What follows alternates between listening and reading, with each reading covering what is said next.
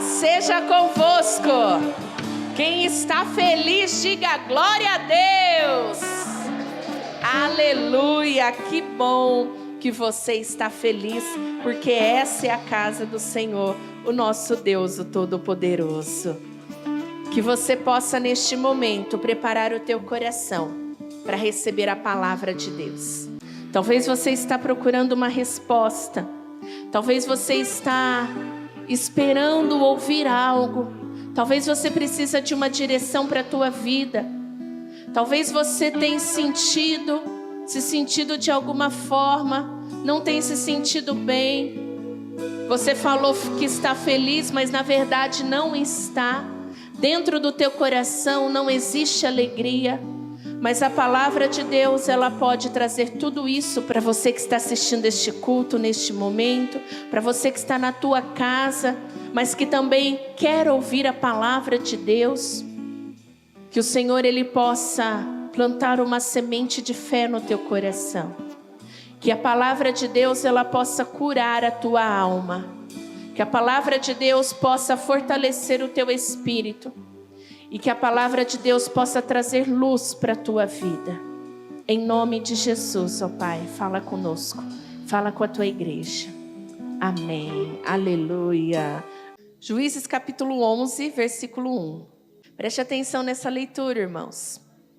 Jefité, o gileadita, era um guerreiro valente. A sua mãe era uma prostituta. Seu pai foi Gileade. A mulher de Gileade também lhe deu filhos, que quando já estavam grandes, expulsaram Jefité, dizendo: você não vai receber nenhuma herança de nossa família, pois é filho de outra mulher. Então Jefité fugiu dos seus irmãos e se estabeleceu em Tobi. Ali um bando de vadios uniu-se a ele e o seguia. Até aqui. Nós vimos então o início, nós vimos aqui um resumo da história da vida de um dos juízes do povo de Israel.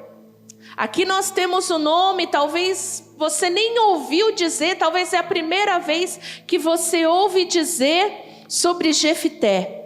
E a gente então entende aqui que lá no começo já fala a respeito da vida dele. Ele nasceu de uma prostituta, então ele era um filho bastardo, não reconhecido pelo pai. E quando ele cresceu, os seus irmãos também não reconheceram Jefité como irmão, expulsaram ele de casa. Falaram: nós não queremos você aqui, você não tem direito à herança da nossa família, não queremos relacionamento com você, você é filho de uma prostituta, você não merece estar aqui, vai embora. E ele é renegado pelo seu pai, ele é renegado pelos seus irmãos, ele é renegado pela sociedade, ele é rejeitado como filho, como irmão. E o caminho que ele escolhe, é ir embora, é fugir. E ele começa a se relacionar, ele começa a ter amizades com pessoas que não eram de boa índole. Aqui a Bíblia fala de um bando de vadios, um bando de marginais, começam a se aproximar de Jefité e começam a andar com ele. Aquela se torna a família de Jefité, aquele bando de animais, aquele bando de marginais. E o interessante, irmãos, que ouvindo toda essa história, a primeira coisa que Samuel, que provavelmente escreveu o livro de Juízes, o profeta Samuel, quando ele começa a falar de de Jefité, nome parecido, né? Quando ele começa a falar de Jefité, antes de dizer que ele era filho de prostituta, antes de dizer que ele era um bastardo, antes de dizer que ele era um rejeitado, um renegado, a primeira coisa que Samuel escreve sobre Jefité é que ele era um guerreiro valente. Por que ele cita esses dois extremos? Ele começa falando sobre um guerreiro valente, mas aí conforme a gente vai lendo, a gente vê que a história parece que não é bem assim. Por que um guerreiro valente aparece com todo esse histórico? Nós já no início dessa mensagem, irmãos, nós já podemos aprender aqui que não importa o que as pessoas dizem a respeito de nós. Não importa o que as pessoas dizem a respeito de você, de quem você é, da tua aparência, daquilo de onde você veio. Não importa a forma como você fala. Não importa o que as pessoas elas têm de entendimento ao teu respeito. Não importa os conceitos ou preconceitos que a pessoa pode ter sobre você. Sabe o que vale de verdade? É o que Deus diz ao teu respeito. O que vale de verdade é o que Deus pensa a respeito de você. E a primeira palavra a respeito de Jefité é que ele era um guerreiro valente.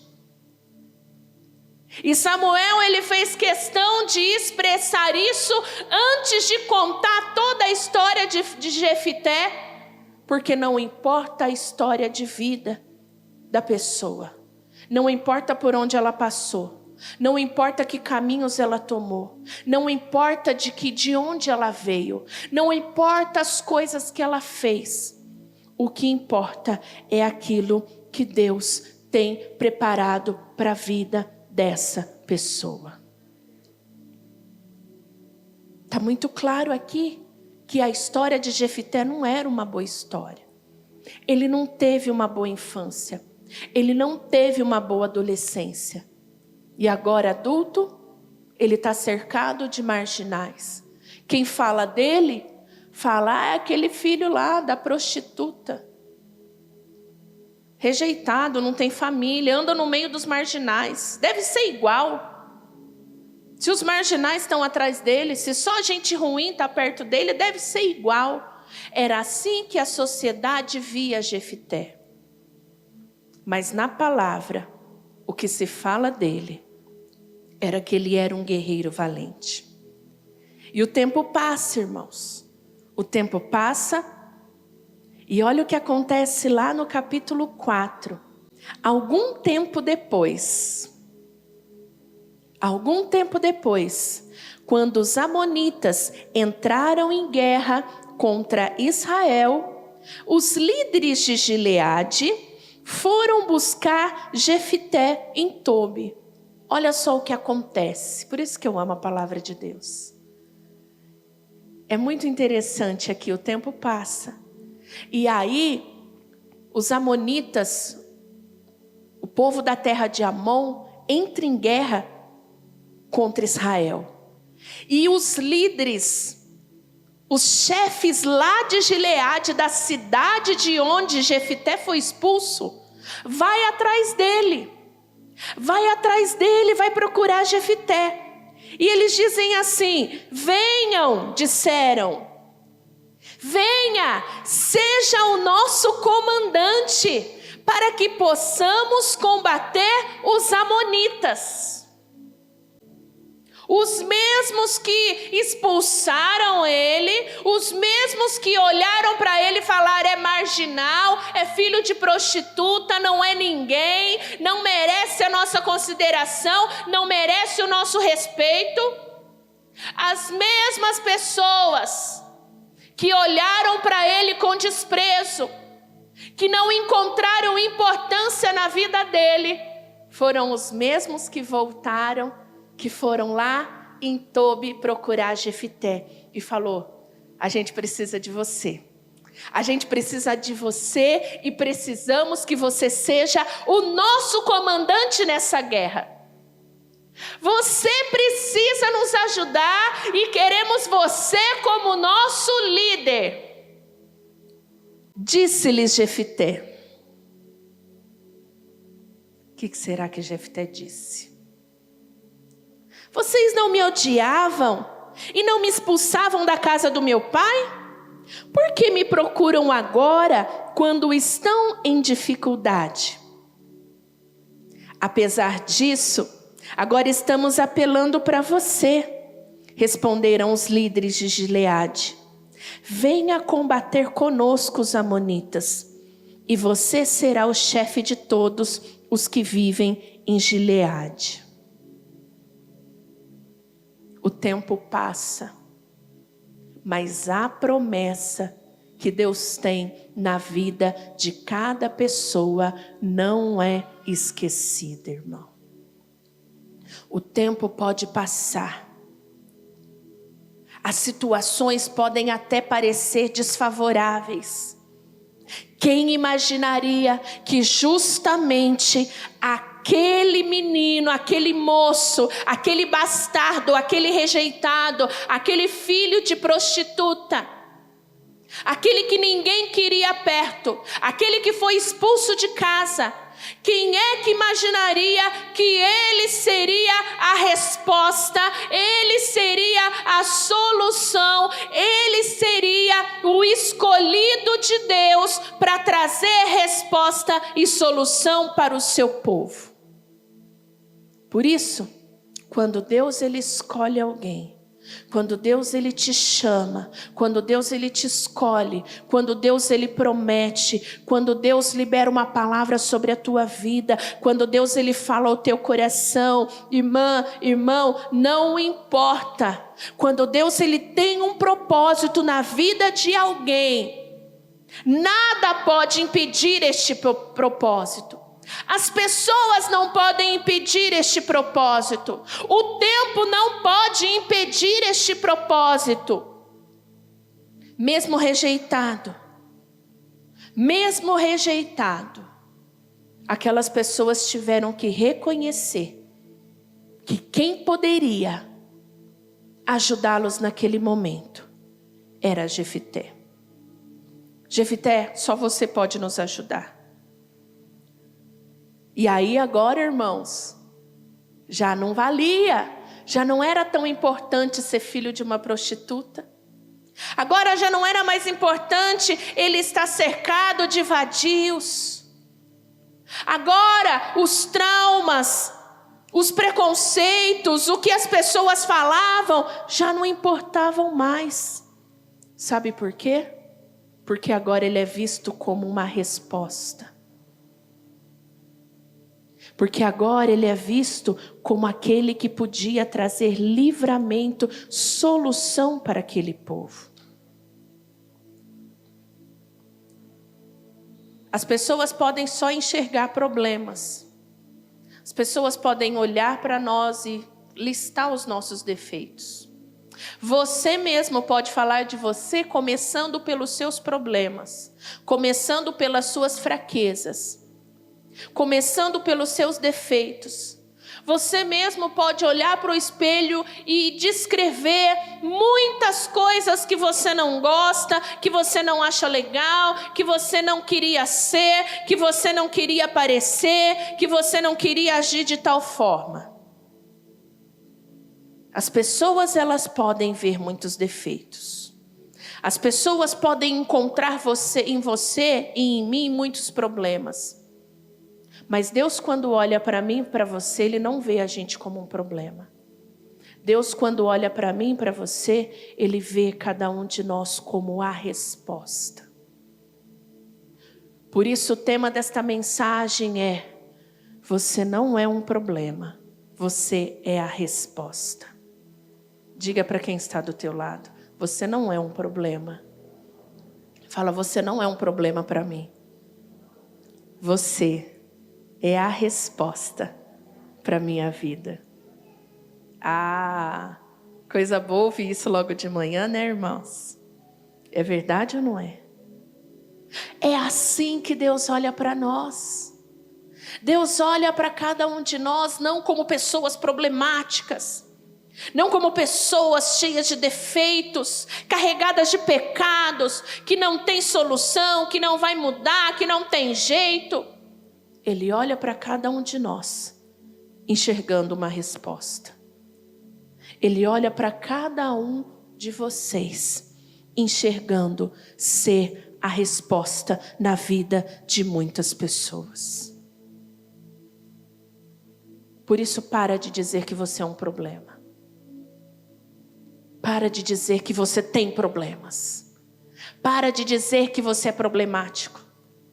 Para de dizer que o teu marido é um problema, que os teus filhos são um problema, que a tua família é um problema, que o teu casamento é um problema. Começa a dizer: eu não sou um problema, eu sou a resposta. Os meus filhos não são problemas, meus filhos são resposta. O meu casamento não é um problema, meu casamento é a resposta para a vida de muitas pessoas. Talvez você não saiba, talvez você nem enxerga, talvez nem as próprias pessoas enxergam você como uma resposta. Ah, pastor, olha o que eu já fiz, olha de onde eu venho, olha os meus pecados, olha os meus defeitos, olha as minhas falhas, olha as minhas fraquezas, olha as minhas dificuldades. Eu sou um problema. Mas o Senhor, Ele não enxerga isso em nós. Jefté, ele era considerado um problema para a família. Ele era um problema para o pai. Porque ele veio de uma prostituta, ele não era um filho legítimo. Ele era um problema para os seus irmãos. Um filho de prostituta era um problema para a sociedade. Mas se Deus escolheu ele, é porque ele tocou o coração de Deus de alguma forma. E ele entendeu que ele não era um problema. O próprio Jefté, apesar de todo esse histórico, ele entendeu que ele não era um problema, mas que sim, ele era a resposta para aquele povo. E aí no capítulo 21 diz assim: então o Senhor, o Deus de Israel, entregou Sion e todos os seus homens nas mãos de Israel.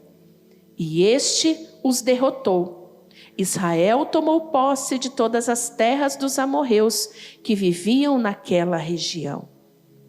Olha só, eles tiveram vitória na batalha. Eles venceram esta guerra através do comando de Jefté.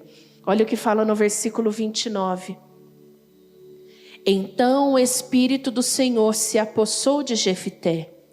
E este atravessou Gileade e Manassés, passou por Mispás de Gileade, e daí avançou contra os amonitas. Então nós vemos aqui que ele poderia ter escolhido ser o problema que as pessoas viam nele. Ele poderia ter aceitado aquele papel, ele poderia ter aceitado aqueles julgamentos, ele poderia ter aceitado aqueles apelidos, ele poderia ter aceitado aquele estigma, ele poderia ter aceitado aqueles rótulos, mas ele, ao invés de querer ser o problema, aceitar ser um problema, ele resolveu ser a resposta. Ele poderia falar: não, agora vocês vêm atrás de mim, eu não vou ajudar vocês, se virem,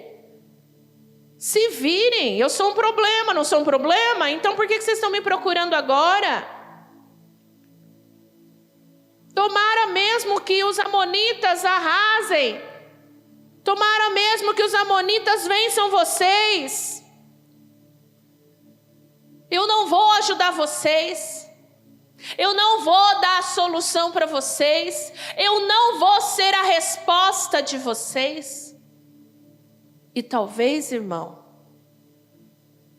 você é exatamente a resposta de quem te fere. Você é exatamente a resposta de quem te maltrata. Talvez você é exatamente a resposta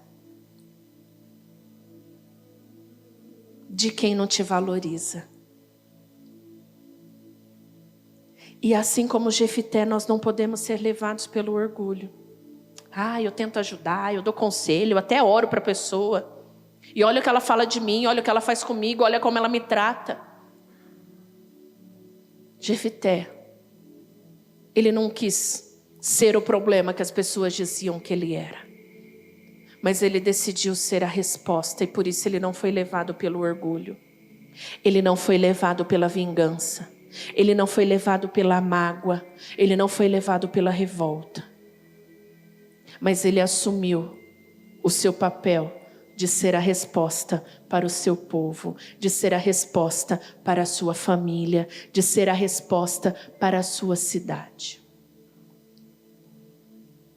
Ele não escolheu a vida que ele teve. Jefité não escolheu ser filho de uma prostituta. Ele não escolheu ser filho fora do casamento. Ele não escolheu ter um pai que ia abandoná-lo, ter irmãos que iam odiá-lo. Ele não escolheu essa vida. Ele não escolheu essa família. Ele não escolheu nascer assim. Ele não escolheu ser julgado, ser excluído da sociedade. Assim como nós também não escolhemos muitos problemas que vêm sobre a nossa vida. A gente não escolhe passar por aflições. A gente não escolhe, nem pode impedir que alguns problemas cheguem até nós, que algumas situações cheguem na nossa vida. Nós não podemos impedir isso. Não podemos evitar que alguns problemas cheguem na nossa casa. Mas nós podemos escolher fazer das nossas lutas, fazer das nossas dificuldades, fazer dos nossos traumas, fazer das nossas aflições, fazer das nossas fraquezas um grande testemunho para inspirar o coração de outras pessoas e para glorificar o nome de Deus nessa terra. Os problemas você talvez não consiga evitar, mas você pode fazer de cada problema na tua vida uma resposta na vida de outra pessoa. Você pode fazer de cada luta na tua vida um milagre para testemunhar Cristo nessa terra para as outras pessoas. Para cada luta que você passa, você talvez não pode evitar a luta, não pode evitar a batalha, não pode evitar o dia mau, mas você pode fazer desses dias uma resposta para inspirar, para encorajar, para ajudar, para levantar muitas pessoas. Por isso, saia daqui hoje dizendo: eu sou a resposta, eu não sou o problema. Saia daqui dizendo: eu sou a cura para as pessoas e não uma doença. A minha boca é fonte de cura e não fonte de doença, fonte de morte, fonte de destruição. Seja a paz na vida das pessoas e não a guerra na vida das pessoas. Se você quer ser a resposta, você precisa ser aquele que vai trazer paz aonde você chega, aonde você entra, por onde você passa. Quem quer ser resposta, ele é aquele que traz paz, que traz mansidão, que traz calma e não o contrário. Quem quer ser a resposta é aquele que chega e quando ele chega, a bênção chega junto. Ele é a bênção daquele lugar, ele é a bênção daquela região, ele é a bênção daquela casa, ele é a bênção daquele grupo e não o contrário. Se você quer ser a resposta, seja a bênção. Libera palavras de bênção. Abençoe as pessoas. Abençoe os lugares aonde você passa. Se você quer ser a resposta e não um problema, seja o perdão. Seja o arrependimento. Seja a humildade. Pastora, quantas vezes eu vou ter que fazer isso? A Bíblia mostrou uma continha que a gente precisa perdoar cada pessoa 70 vezes 7. 70 vezes 7, quanto que é? Quanto que é, Niele? Nossa contadora? Oi? 4.900 ou 490? 490.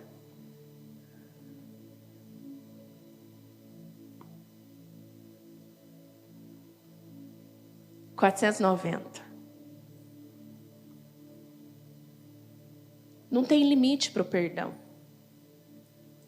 Se você quer ser a resposta, você tem que também ser o perdão. Você tem que ser o mais humilde. Você tem que ser aquele que ama mais. E não aquele que guarda ressentimento, rancor, ódio, raiva, vingança. Diga, eu não sou um problema. Diga, eu sou a resposta na vida de muitas pessoas. Domingo passado, no culto da manhã, eu falei para os irmãos para vocês orarem por pessoas. E aí depois vocês irem para casa e mandarem uma mensagem ou ligarem para essas pessoas dizendo assim: olha, eu fui hoje de manhã na igreja, eu orei por você. Eu fui para a igreja e eu lembrei do seu nome, da sua família, eu orei por você. Eu não sei quantas pessoas fizeram. Talvez mais pessoas fizeram, mas eu não fiquei sabendo. Mas eu recebi 2 prints da Aniele e da Adriele, que elas mandaram uma mensagem para a pessoa. E depois a pessoa agradecendo, muito obrigada, fiquei muito feliz, que Deus te abençoe.